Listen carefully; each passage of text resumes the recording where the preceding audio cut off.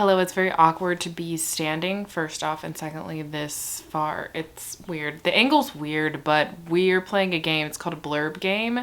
That's a really dumb name, I'm aware. This is a game I've had in my mind for a really long time. I've actually filmed this video before, and then I ended up getting rid of it completely.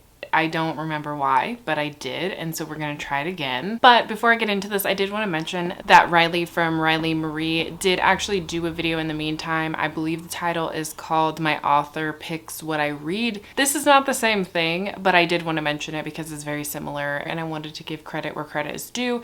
But now, the game, let me explain it. It's kind of convoluted, but I think you'll understand. So basically, we'll go to my bookshelf and I'm going to pick a book. And on the back of that book, or even in the inside of the book, there might be an author blurb. I have to pick the first author that I recognize and actually own one of their books. And then I go and find that author's book that I own, look on the back to find a blurb, and it keeps going. I actually went on Instagram months ago when I was trying to do this for the first time and asked for a number, a random number, and y'all picked 3. So I will do this 3 times. Let's just try it and see if it makes sense. So I'm picking Black Sun. And on the back of Black Sun, it has a blurb from Stephen Graham Jones, S.A. Chakraborty, R.F. Kuang, Justina Ireland, Tochi Onyebuchi, and Pang Shepard. And I know right now that I own a book by Tochi Onyebuchi that I have not read. So I'm going to grab that one. Riot Baby. So on the back of Riot Baby, there's Cory Doctorow, Sarah Gailey, Marlon James, Mark Oshiro, and R.F. Kuang. So the first one that I know for sure I own an unread book by is Mark Oshiro. So by this point, Mark Oshiro's book is the one that I would be reading for this game. Does that make sense? Hopefully. Let me go grab that book. So this is Mark Oshiro's book. So I will be reading this. This will be a vlog. But say that I wanted to go further than that and do this like 4 or 5 times.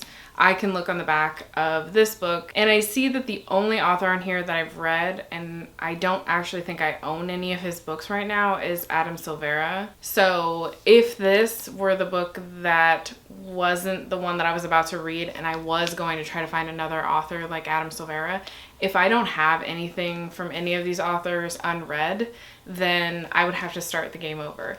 This just happened to work out seamlessly. See, the last time I did this, it just kept going and going, and I would constantly fail. So this went way quicker than last time. Anyway, let's read this. So blurbs. Let's talk about blurbs. The reason that I thought of the game was because blurbs have always been something really interesting to me. Most recently, when The Firekeeper's Daughter was being hyped up, it was about to be published, they reached out to Indigenous bookstagrammers and had them do blurbs for the book. So if you look at the back of The Firekeeper's Daughter, there are a ton of blurbs by really amazing Indigenous bookstagrammers. I personally don't use the blurbs on the book, but before I even knew that the publisher had reached out to many Indigenous bookstagrammers, I had seen them promoting The Firekeeper's Daughter, and that's how it came onto my radar. And that's all because I trust them as reviewers, and I've probably read a few things from their recommendations and I trust it. So that's why I think blurbs are really interesting, because I think the marketing tactic behind it for a long time was that there was a mix of, well, if I like this author and they blurb this book, then I'm going to read that book. As well as somebody who may religiously read the New York Times and get book recommendations from their book recommendations section. So if they recommend a book, they're going to pick it up. So I think that blurbs are important despite the fact that I ignore them. And of course, I do wonder when an author reviews a book, is there a level of bias that happens with it that wouldn't happen from a professional reviewer or a reviewer in our community? I wonder.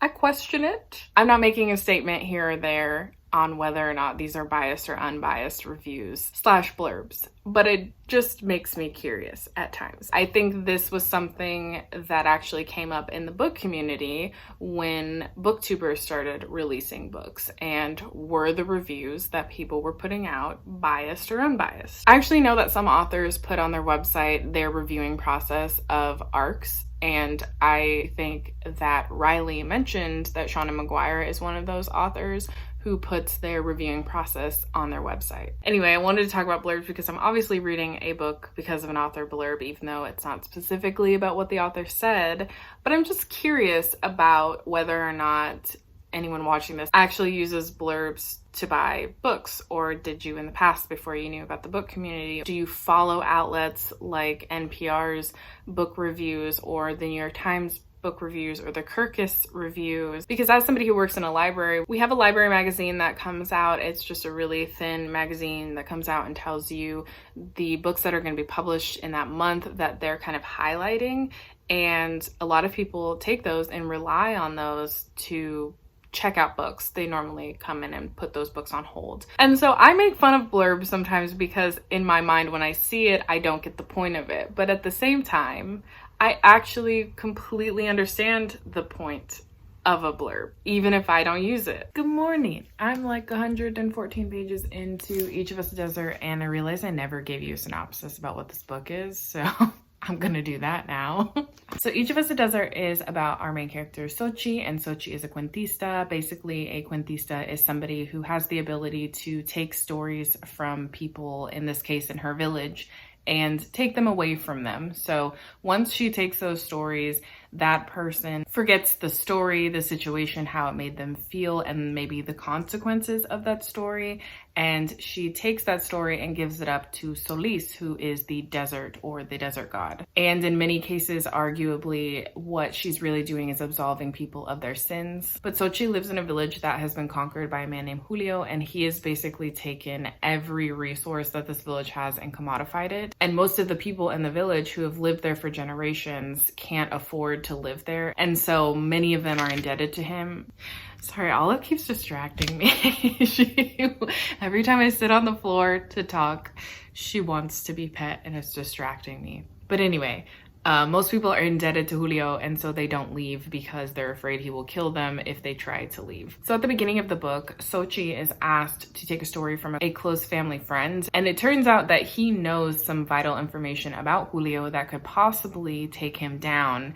And Sochi decides that she doesn't want to give up this story, but it's unheard of for a cuentista to not give up a story. And so she doesn't really know the consequences of not giving up a story. But in the span of her taking that story and trying to figure out what she needs to do, the steps she needs to take to kind of take down Julio, she has to take other stories. And so they're kind of festering within her. And she starts to become paranoid. And at this point, she feels like she needs to tell her family what she's done. And so they can figure out a plan of what to do with this information because she thinks it's vital information. But it's also caused her to question a lot about what a cuentista's role is in society. And the fact that she came into her powers and this role in her village at a very young age. And so Sochi is fighting against this paranoia about keeping the story, but also fighting against the idea of, well, if I absolve all of these people of their sins and they don't remember these sins, will they continue to do it? And when she gives up stories, she also forgets.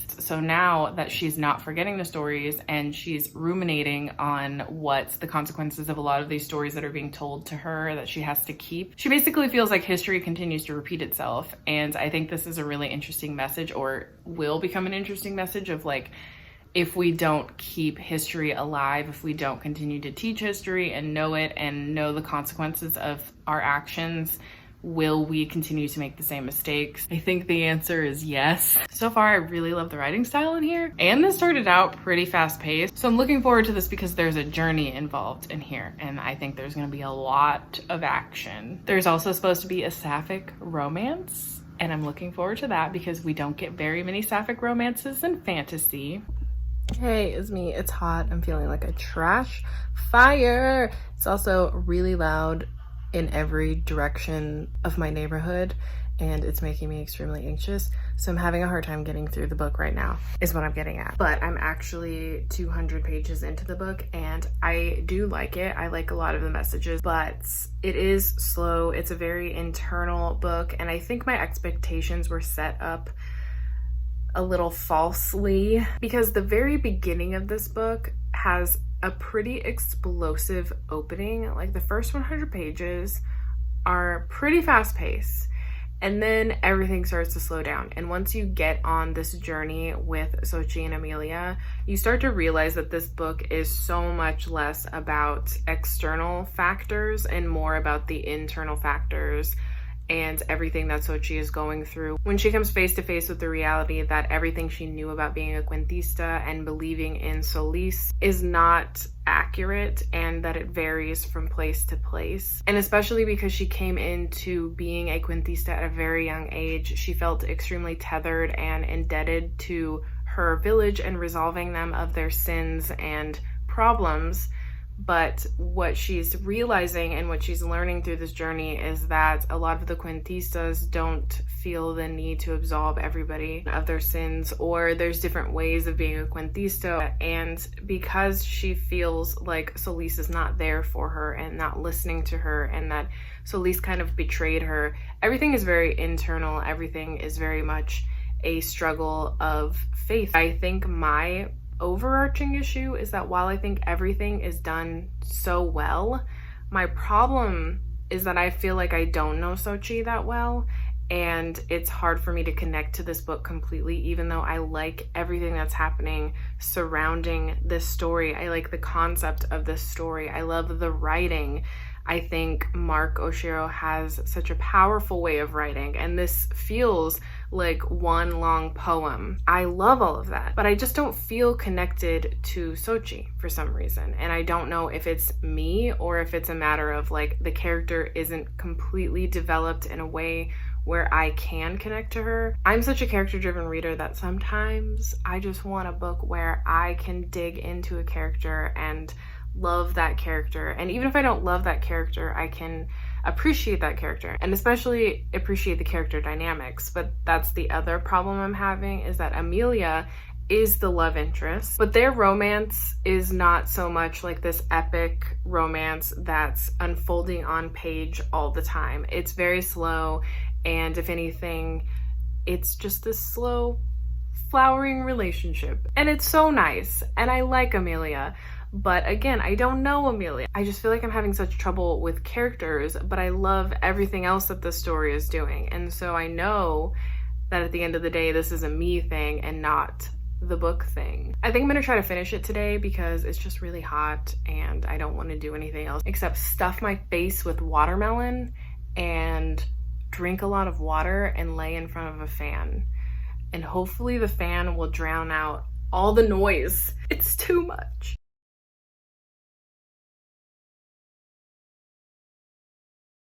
I finished Each of Us a Desert, and I actually really liked the last 100 pages. I think I'm going to settle on a 3.5 stars because of what I said before. I really enjoyed a lot of the conversations that were happening in here. I enjoyed the first 100 pages a lot. It set up a lot of the book. It was probably the most conflict, like external conflict that you saw in this book. And then the last 100 pages just wrapped up really beautifully, and it made me appreciate Sochi's struggle and journey, especially the internal journey that she had regarding faith and being a cuentista and being faced with so many contradictory things that she thought she knew about being a cuentista and the god Solis. But much of what I said holds true, in my opinion, that this is such a slow journey. And I felt like the majority of the journey I didn't really know Sochi more than what you learn in the beginning. But because of the last 100 pages of this book, I do think that the fact that you don't know Sochi that well is purposeful, because you are starting to go on this journey with her where she is changing. And she's changing the way that she believes, and her faith is being challenged. And so by the end of this, she's probably a completely different person than where we started. But you were catching her at a time in her life where things are changing for her in an extreme way. So I think to some degree it was purposeful that you don't know her that well through the majority of this, because she is starting to realize that she doesn't know herself that well and her faith. This is very much a coming of age story set in a fantastical world, and while there is a journey and there is conflict and there is some brutality that happens in here, this is very much just about Sochi and her journey.